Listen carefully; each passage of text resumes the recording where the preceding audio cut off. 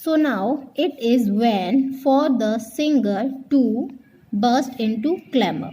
As it is having a rhyme, so we will write here A. With the great black piano, appassionato, the glamour. As glamour and clamor have the same rhyme, have the same sound. So again we will write A as the rhyme is same.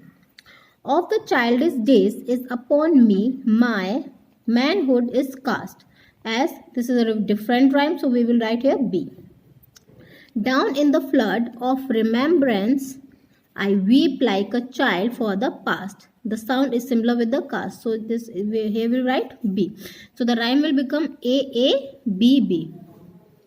The answer is A B B. Part C. Read these stanzas from the poem Olympic Granny. Again and identify the rhyme scheme in each of them. Number 1. In this exercise, again we find out the rhyme scheme. She is 99 years old. Here we will write A. But in athletics, she is being blessed. As the blast have different sound than the old one, so here we will write B. The trouble is she can't decide. Again the sound is different, it's not matched with old and blast, so here we will write C. Which sport she plays the best. As the best, the sound of this word is matched with blast, so here we will write B rhyme. So the rhyme of this line is matched with this line. So both these lines have the same rhyme, B B. So now the rhyme scheme become of this stanzas A B C B. Here we will write the answer. Answer is A B C B. Second stanza. She dominates the diving board. Here we will write A rhyme. She tromps the trampoline. As it is having a different rhyme, it's not matched with the first one, so here we will write B. At lifting weights and wrestling. Again, it's a different rhyme other than the A and B line, so here we will write C. She is the best you have ever seen. Now, the sound of this scene is matched with the trampoline, so here we will write B. So the rhyme will become A B C B. Answer is A B C B. C. So third stanza. She is highest in the high jump. Write A for the rhyme. And a champ at hammer throwing. So it is having different rhyme. So here we will write B. Magnificent in marathons.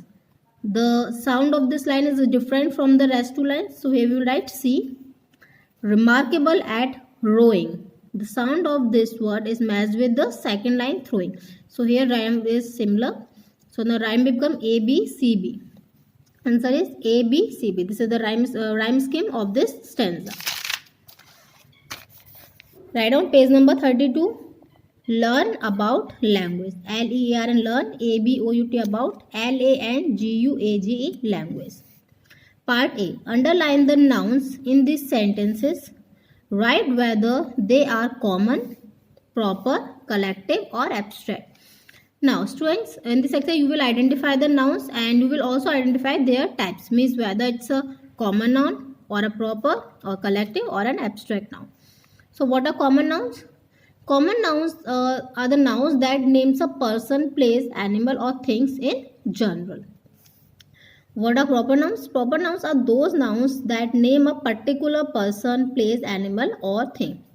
While collective nouns are those nouns that stands for a group of people, animals or things, that shows group. Abstract noun is the noun that refers to a quality or thought, an idea that we can't see, that we can only imagine. It's called an abstract noun.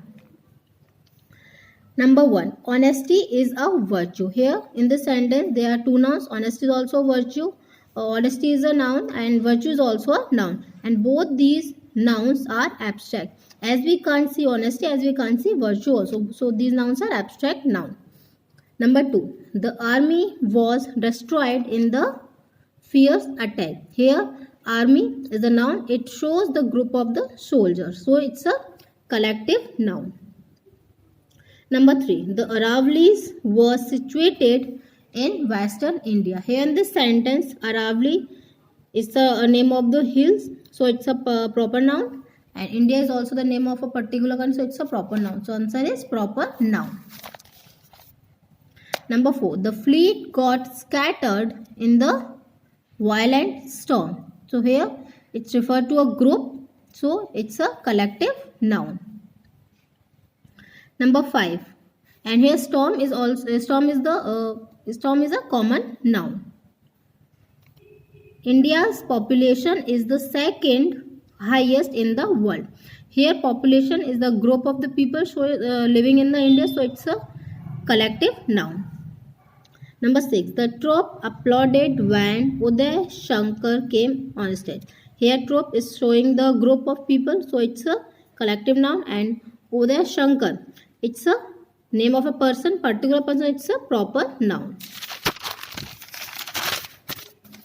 Number 7, I saw a flock of sheep in the valley. Here in the sentence, flock of sheep shows the group of sheep, so it's a collective noun, and valley, it's a common noun. Number 8, Shakespeare is one of the greatest dramatists in the world. Here Shakespeare is the name of particular person, so it's a proper noun, and dramatist, it's a common noun, as this shows the name of that particular art in general.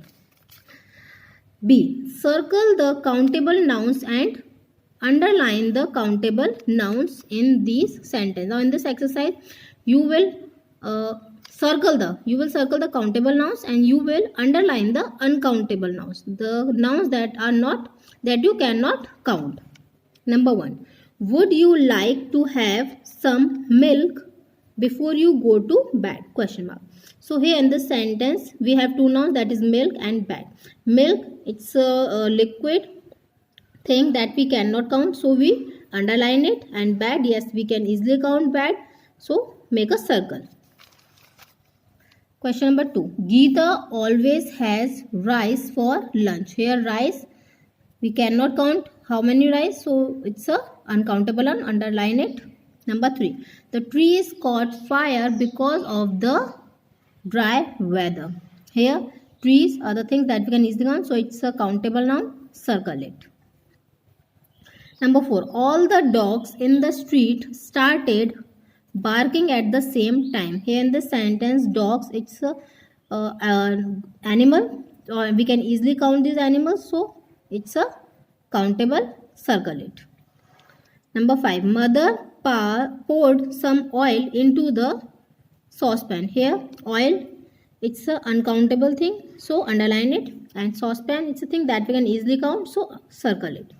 Number 6, Tina kept the storybooks on the table.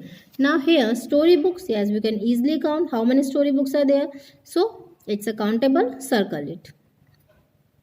Table, yes, we can easily count the table, so circle it. 7, the furniture is durable.